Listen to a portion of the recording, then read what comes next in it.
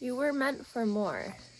You know you were meant for more. You know that there is something that you're meant to be doing right now that you can't quite figure out how to get there, how to jump into that timeline.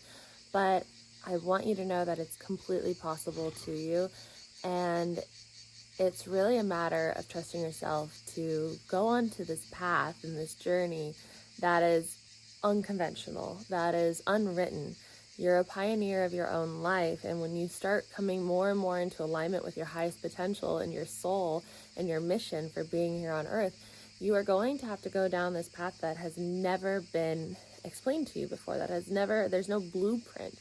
And so I want to talk today about how you can have everything that you want. I mean, I think that this is the message that comes through so often right now, because we're in such a potent time. We are in such a potent time where you can really use the powers of the universe, the laws of the universe to support you, but also the shift of consciousness to support you in creating and living your life that is most fulfilling to you. And it doesn't have to be hard.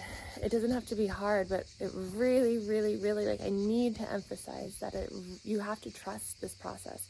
You have to trust yourself to go into the dark woods where you start unwinding and you start deconditioning your mind and all that you've been led to believe about yourself, about the world, about how things have to be, about the struggles that you have, about how, stuck you are. The truth is you're not stuck. You just believe that you are. You perceive that you are. And you hold on to that thought that this is how your life is, that it's hard to get what you want, that the things that you want are outside of you, that are the things that you want are in the future. But when we think about quantum manifestation in the quantum field, we can understand that every single thing exists right now, that all potential possibilities of timelines are happening at this exact moment. There is a version of you who has every single thing that you want, and they are just living out there within the quantum field, and you get to select to go have that as your reality. And so what I want to visit again is this topic that came through so clear for me when I was in the countryside of France, and I shared it on here with you guys, but it's been such a powerful message and it changed my life. And so I really think that it's meant to be part of the message today. And so if you don't know, I'm here in Italy right now. Probably could go say hi to the horsies, maybe sit in the shade, kneel a bit so I can give my arm a break. Hi, Wince. Wince is one of the horses that we saved, are in the process of saving. Hi. Oh, those flies are eating you guys alive. I'll have to get some fly spray and misters and whatnot on the farm. So the concept of the three, we have our body, but I would say that that's in the root chakra. So when I was seeing this in my meditation, there were stars that were being placed within these three areas. In the third eye, kind of like the mind, in the heart, the soul, and in that root chakra, so it would be kind of like the body. And what I was being shown during that is that we cannot have the life that we want if we don't emphasize the importance of the three, if we don't bring them into a divine union and harmonize and not validate, what it would be the word would be appreciate, value the three at the same level. And so when you can start to value your mind, your body, your soul at the same level, you can start to draw yourself into the reality and the chosen timeline that you wish with so much more ease. You can co-create and manifest at rapid speed, especially with this new energy and frequency and consciousness within the earth, on earth. And so how does this look? This looks like acknowledging that you have a soul and that your soul knows. Your soul has access to the highest truth. Your soul has access to your divine team. Your soul has access to your intuition, to everything that you need to know, to the secrets of life, to the truth about life, and the reason why you're here, and everything that comes with that. The mind gets to choose, but the mind also agreed to forget within this human body on planet Earth. And so the mind chooses. And so often the mind doesn't realize that it's overpowering the soul and the body. The body is the vessel that is here on earth, obviously, but it's the one that's sending us all the signals of, what's going down here on earth and how you are experiencing this reality.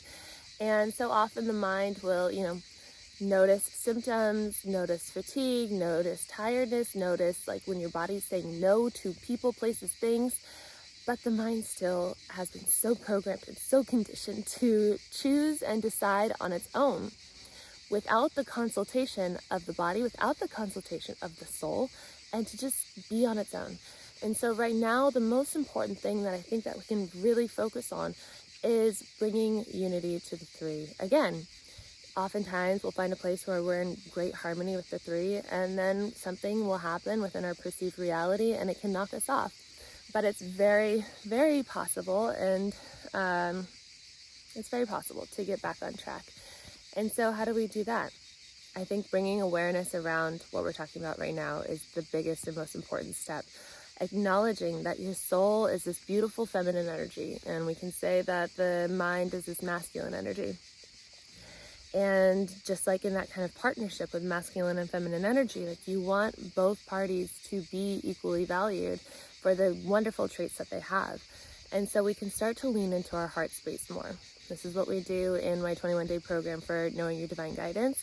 So we lean into the heart space and we start asking questions there. This is what I started doing when I left my job a little over a year ago and was deciding I really want to do the things that my soul is calling me to do, which is solo traveling, selling all my things, just trust falling into the universe and seeing where that takes me. And I was like, okay, I need to start going into my heart space, asking these questions and then trusting them, even if it challenges every part of me, every part of my conditioning, every part of what I thought to be true about myself, the world, the reality that I'm in, and starting to just move towards that. If I get a yes, going towards it and seeing what happens. So I would suggest leaning into your heart space, and that just means bringing awareness to your heart space and saying, asking the question, whatever the question is, like, is it in my highest good to move to Europe? Is it in my highest good to leave my job? Is it in my highest good to ask this person out? Is it in my highest good to leave this relationship, to leave this friendship, to deepen this friendship, to start this business, to whatever it is, going in there and asking and just waiting for a feeling. Maybe you see something, maybe you hear yes, no, feel yes, no, whatever it is, and then trusting that. And sometimes, maybe we get in the mind when we're trying to bring our awareness to our heart, but that just means that we have to remain patient with it. If you have a practice of meditation, it really helps because you're used to being in this non-attached place. And so it's really just sitting there and kind of waiting, asking the question and just being patient, but not expecting anything. If nothing comes up, you have to be okay with nothing coming up and then revisit again, because you have to build this trust. It's kind of like a damaged relationship. And so it'll take time. Maybe it won't. Maybe you're ready. But it's also a matter of asking your body, what do I need right now? Do I need rest?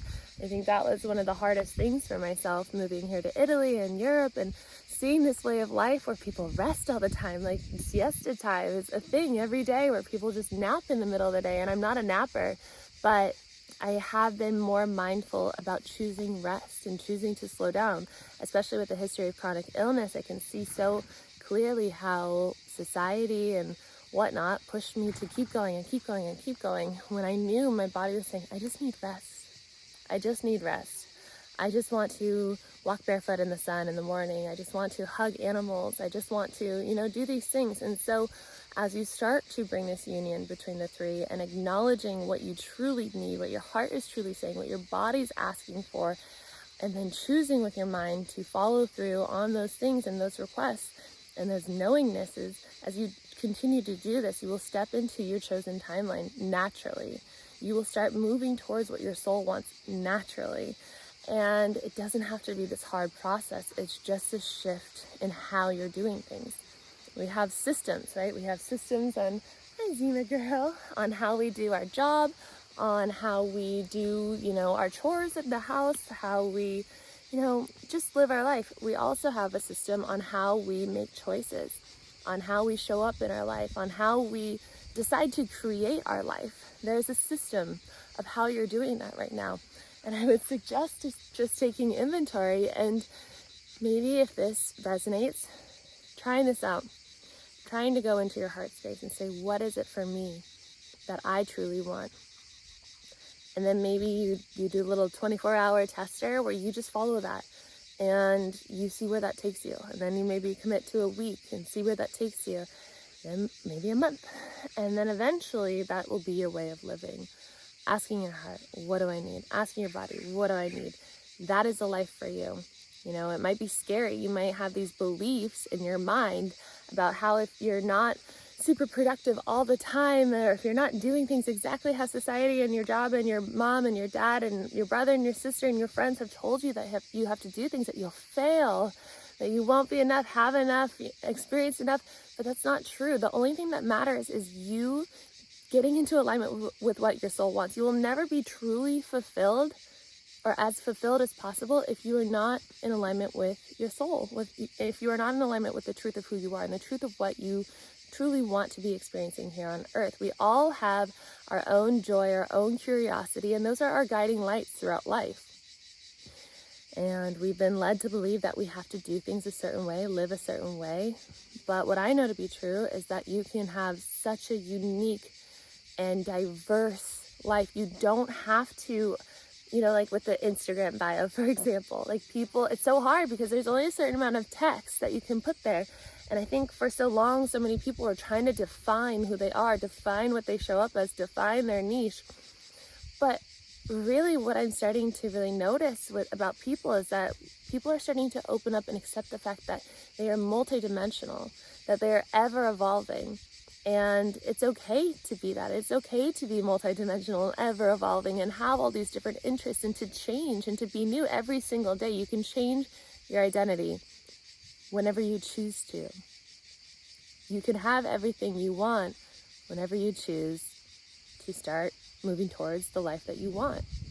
When you start choosing to trust your soul, start choosing to trust your heart and your body, and start deconditioning and no longer listening to the things that you've been told about who you are, and starting to actually get to know who you are and only following that will get you there. So I hope that this message landed with you. If you like this one, please give it a thumbs up. Subscribe if you are new here. Leave a comment if you feel called to do so. If you don't know what to say, you can say hello to Zima Girl. She is such a sweet dog. She's been staying in my van for a few weeks now, actually. And it's been really nice to have two dogs in there. I actually have a cat in there now, too. Her name is Duchess. I will show you guys her as well. Whenever Arlo and I get back on the road, it'll just be us. However, well, we'll see. I never have any idea. There might be some puppies being born soon of a breed that I'm very, very much in love with. I love the Kangal breed, and Kangals are a very unique breed. They're guardian dogs. They're meant for livestock, and so it would take a lot of dedication to training this puppy if I choose to have this puppy in my life. But I was reading more and more about them in the van life groups, about people with Kangals in their vans, and it's very possible, and there are a lot of positive experiences with it. And we already have 3 Kangals here. That's how I know I love the breed so much. And the people here are like animal professionals, and so would obviously help me with the training as well, and they're van lifers and everything. So I'm considering it. Being a solo female on the road, I know we create our reality, but there is something so calming to my nervous system about having a protector around me. And so Zima is that right now. She's so wonderful and like always on patrol, keeping me safe, which is not really needed. There are some weird, creepy comments on here, but it really helps my nervous system just be at ease to have that. And dogs and animals are just so, so, so special, which leads me to something else I want to share before I leave. But yeah, I love the Kangal breed. I think I would want a boy.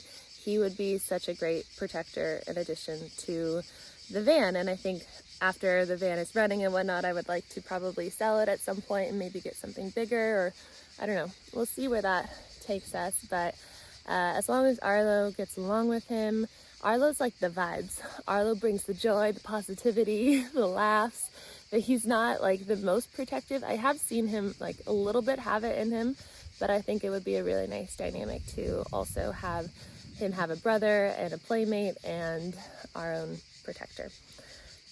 The other thing I was going to mention is that I just learned about family constellations with horses.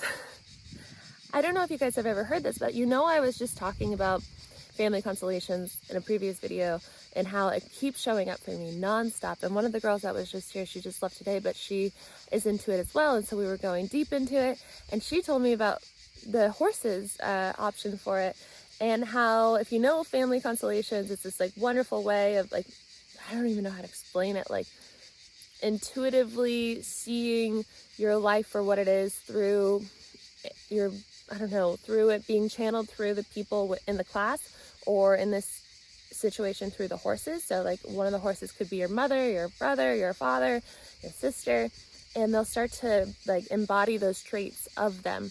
Maybe be standoffish, maybe be angry, maybe be really sweet and cuddly. And so it's very, very interesting. I would love to learn more, get certified, and add that to the multiple things that we'll be doing in these retreats, in this wellness center here, once we really get that established. And I talked about it recently too, is how what I'm moving towards on this farm and the future that I potentially see here is having this wellness center and getting to host retreats with you guys and whoever's interested. So family constellation with horses. I'm really, really lit up and curious to explore that. So I will see you in tomorrow's video. If you want to sign up for any of my programs, I have 21 days to rewire your mind, 21 days to know your divine guidance, and one-on-one coaching options as well. I have a new program coming soon, but I will talk about that in another video. Bye.